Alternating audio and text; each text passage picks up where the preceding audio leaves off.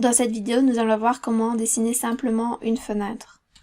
Donc, je vais aller chercher l'outil rectangle et je vais tirer un mur. Je vais rester sur l'interface bleue et je vais taper 600, point virgule, 25. 25 étant l'épaisseur du mur. Ici, je travaille en centimètres.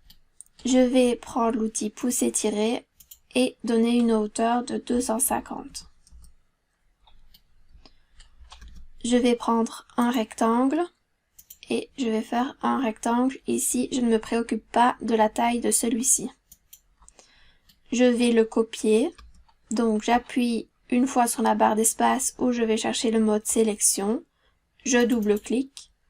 Je dis déplacer pour faire une copie. Mon premier clic est un point de base. Je commence à me déplacer. J'appuie sur CTRL et je relâche. Et je vais au clic positionner la deuxième fenêtre. Je peux dire aussi multiplier en utilisant le fois de Xavier par 3, entrée, pour faire 3 copies. Je vais utiliser l'outil pousser-tirer. Je clique sur la surface et je montre au curseur l'extrémité, ou je tape 25 et je fais entrée. Et je peux double-cliquer sur les phase suivante pour répéter la même valeur. Alors, si je fais un rectangle directement sans passer par l'étape groupe, quand je vais sélectionner la face et que je vais vouloir la déplacer, regardez ce qui va se passer. Donc, c'est important d'en faire un groupe du mur. Donc, je sélectionne tout le mur avec un rectangle de sélection ou je triple-clique. Clic droit, créer un groupe. Un groupe parce que l'élément n'apparaît qu'une seule fois. Je vais faire le cadre de châssis de ma fenêtre. Donc, je vais utiliser l'outil rectangle et je vais aller d'extrémité à extrémité. Pour faire le châssis, je vais utiliser l'outil décalage. Je clique sur la surface, elle est bleue. Je clique sur la surface. Soit je vais interne, soit externe. Dans ce cas-ci, je vais vers l'intérieur. Je lui donne la direction et je tape la valeur de 6. Entrée. Je clique à l'intérieur de ma face et je la supprime. Je vais donner une épaisseur à mon châssis de fenêtre. Je clique sur la surface bleue et je viens donner une valeur de 6. Ici, j'ai réalisé mon cadre. Donc, je sélectionne le cadre avec l'outil sélection où je triple-clic, clic droit sur la sélection, pas à côté, et je vais créer un groupe du cadre. À présent, je vais réaliser le vitrage.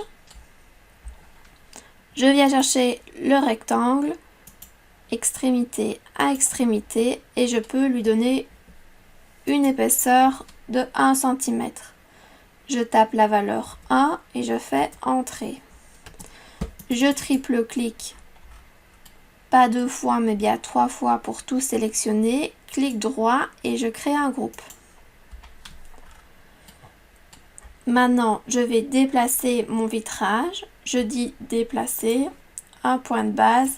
Et quand je me déplace, j'attends de voir au curseur l'info poids du milieu du groupe. Et je clique. Alors, je vais aller dans les matières, dans sélectionner et ici dans le menu déroulant, je vais aller tout en bas choisir verre et miroir. Je vais choisir une matière où il est écrit translucide et je vais cliquer uniquement sur mon vitrage.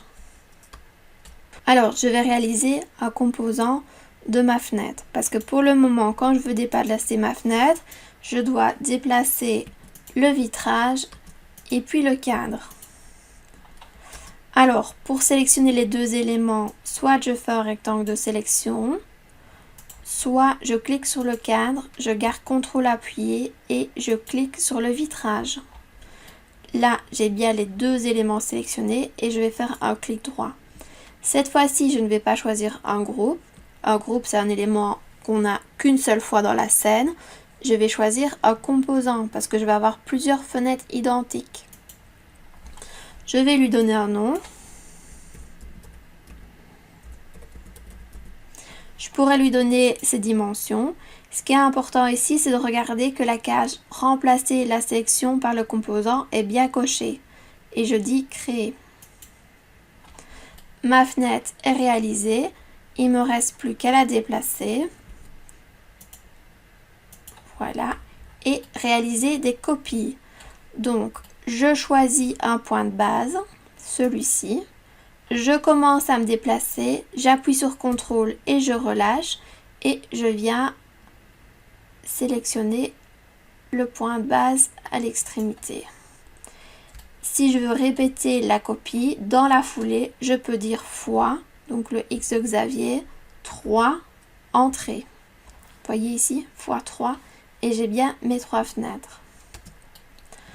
Donc, ma fenêtre, si je vais dans mes palettes et que je regarde dans mes composants, le fait d'avoir créé un composant fait que je peux la retrouver dans les composants, dans le modèle. Donc si vous cliquez sur la petite maison là, il va vous montrer tout ce qui a déjà été créé.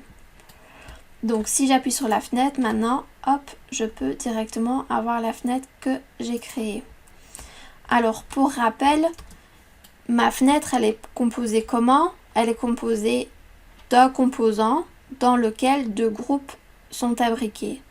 Donc si je veux apporter une modification au châssis de fenêtre, je dois double-cliquer pour rentrer dans le composant. J'ai ma vitre et mon châssis. Et si je veux faire une modification sur le châssis, je dois à nouveau double-cliquer sur le cadre du châssis. Donc j'ai cliqué 2 fois pour entrer dans la fenêtre et encore 2 fois pour entrer dans le châssis. Donc si je veux rajouter des détails, vous voyez que si je change, fais une modification sur une des fenêtres, toutes les fenêtres vont se changer également. Pour choisir la couleur des châssis, parce que pour le moment la couleur est blanche par défaut, je peux aller dans matière et venir choisir couleur et appliquer une couleur. Ça veut dire que je peux avoir des couleurs différentes par châssis.